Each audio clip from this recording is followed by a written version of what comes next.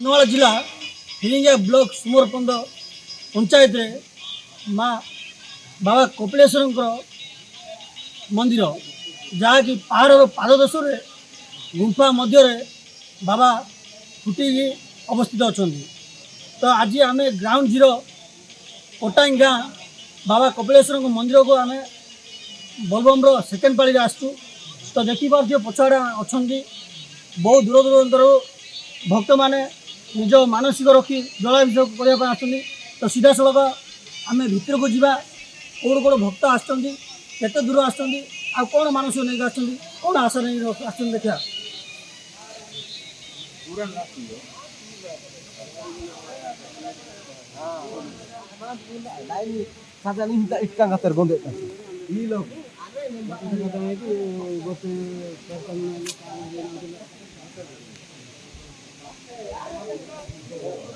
कौन आसते दूर आसुँच कौन मानसिक अच्छे केमी जानले विषय एत भर आसते आज्ञा नुआपदर खुशी लगे कौन व्यवस्था केमती कौन अच्छी आ सरकार कौन टी दृष्टि पड़े कौन केमती कौन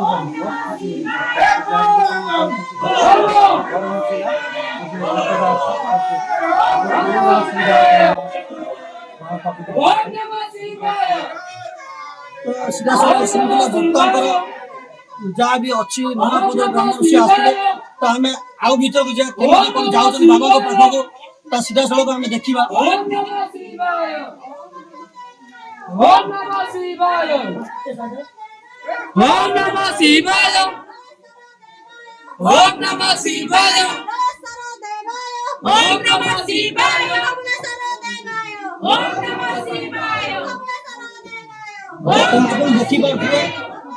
देखिए नंदी महाराज अच्छा तो बाबा कपिलेश्वर को जलाभिषेक करने जाऊँच भक्त मैंने सीधा सड़क माँ अच्छा कौन केते दूर आसुँच कौन आसुँच कौन मानसिक अच्छी केमी जानले विषय हम पचारे ना कौन कहे कौन आसुँच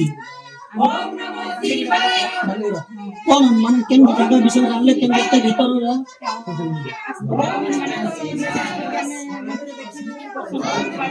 कौन मानसिक कौन रखी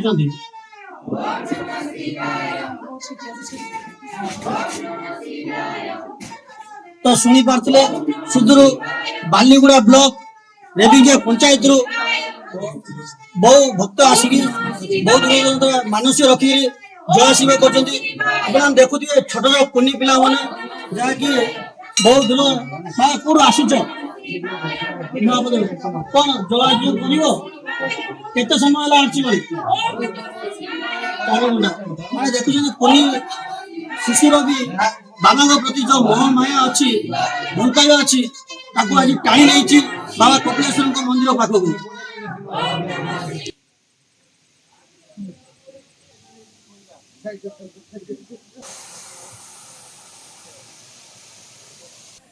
तो आप सीधा सड़क देखुले भीतर गुंफार दृश्य देखिए माने गोटे मनीष जीवा कष्टकर किंतु भक्त मन में केते भक्ति अच्छी आज प्रमाण कर अल्प बाटे बहु दूर दूर आसी भक्त जा जलाभिषेक करम अच्छु वाटरफल जोड़ा कि कोटांग मंदिर से मंदिर पाखे अच्छी वाटरफल से पाखे आम बहुत दूर फुलवाणी तुमुड़ी अंदर किसी भक्त आसती सीधा सड़क प्रतिक्रिया ना कौन मानसिक थिला आ केमी जानले विषय कौन कह भल लगुच मंदिर आम तुमुड़ी मंदिर आसी पानी हारिया जगार बुलिकी आपड़ भी आसतु देखिए आ मंदिर स्थान बाट कि भर गला एत सुंदर लगुच महाप्रभु रूप माने आपड़ मनमुग्ध होते आसतु थे पा खाइबा भगवान ये बहुत भल लगे आमको से बहुत खुशी अच्छे मंदिर कौन उन्नति तो बहुत होबार अच्छी रास्ता टी कर रास्ता ना आ लाइट फाइट व्यवस्था अच्छी आटे मठ फट टाइप माने जमी बाबा मैंने आसिले रहा कौन सेमती माने हुआ बोले आहरी भल हुआ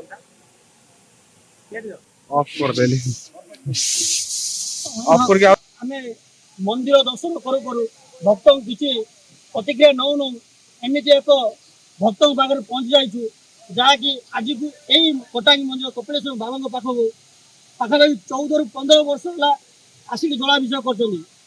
ଆଗ ଥିଲା ନା ରାସ୍ତା, ନା ଥିଲା ପାଣି, ନା ଥିଲା କରେଣ୍ଟ ବ୍ୟବସ୍ଥା। କିନ୍ତୁ ସେଥିରେ ବାବାଙ୍କର ମହିମା, ବାବାଙ୍କ ପ୍ରତି ଆତ୍ମୀୟତା, ବାବାଙ୍କ ପ୍ରତି ଭକ୍ତିଟା ତା ଆଜି କାହିଁ ନେଇଛି ସେଇ ବାବାଙ୍କୁ।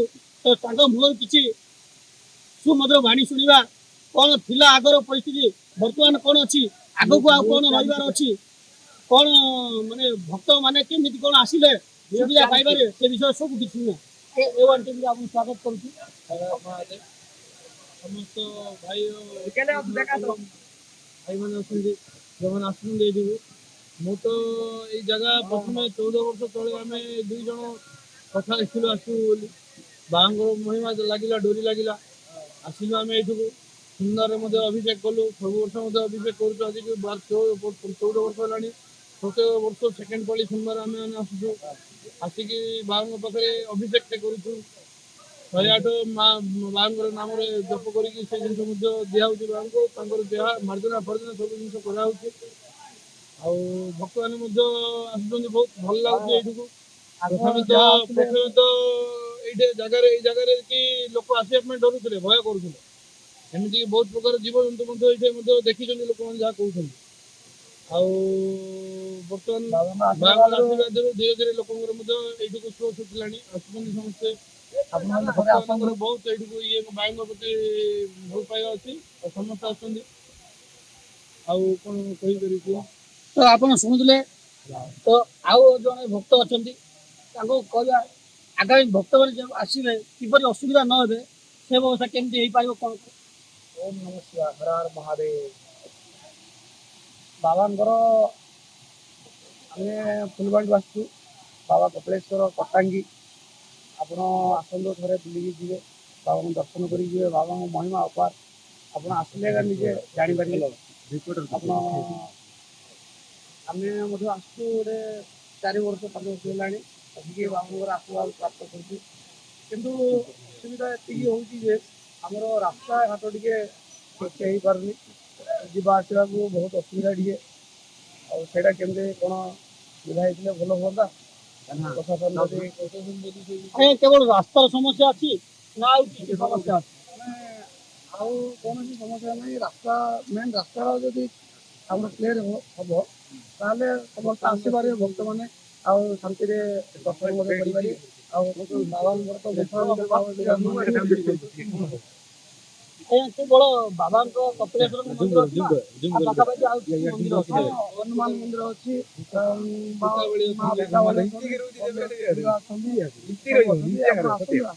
ଦର୍ଶନ କରିବେ। ବହୁତ ପ୍ରକାର ଗୁମ୍ଫା ଅଛି ଆଜ୍ଞା, ବହୁତ ପ୍ରକାର ଗୁମ୍ଫା ଅଛି। ତ ଶୁଣୁଥିଲେ ଭକ୍ତଙ୍କର, ବାବା କପିଳେଶ୍ୱର ବିରାଜମାନ ସହିତ ଅନ୍ୟାନ୍ୟ ଦେବାଦେବୀ ବି ଏଇଟା ଅଛନ୍ତି। ଆପଣ ଆସିଲେ ଗୋଟେ ଦିନରେ କେବେ ବୁଲିକି ଯାଇପାରିବେନି, କିନ୍ତୁ ଆସନ୍ତୁ ବାବା କପିଳେଶ୍ୱର ମନ୍ଦିରକୁ। ଆପଣ ମାନସିକ କରନ୍ତୁ, ତାହା ପୂରଣ ହେଉଛି। ଆଉ ଅନ୍ୟାନ୍ୟ ଦେବାଦେବୀ ଯେମିତିକି ଆମ ଗଣେଶଙ୍କ ମନ୍ଦିର ହୁଅନ୍ତୁ, କିମ୍ବା ହନୁମାନଙ୍କ ମନ୍ଦିର ହୁଅନ୍ତୁ, ସୀତାବଳି ମାଆଙ୍କ ମନ୍ଦିର ହୁଅନ୍ତୁ, ଏମିତି ବହୁ ଗୁମ୍ଫା ଅଛି। ତା ଆପଣ ଆସିକି ଦର୍ଶନ କରିବେ। ତ ସିଧାସଳଖ ଆପଣ ଦେଖୁଥିଲେ ଗ୍ରାଉଣ୍ଡ ଜିରୋ ଦୃଶ୍ୟ, ଫୁଲବାଣୀ ଜିଲ୍ଲାରୁ ସୁବଳ କାର୍ଯ୍ୟ ସହିତ, କ୍ୟାମେରାମ୍ୟାନ୍ ସୁବଳ କାର୍ଯ୍ୟ ସହିତ ସୀମାଞ୍ଚଳ ସାହୁଙ୍କ ରିପୋର୍ଟ, A1 ଓଡ଼ିଆ।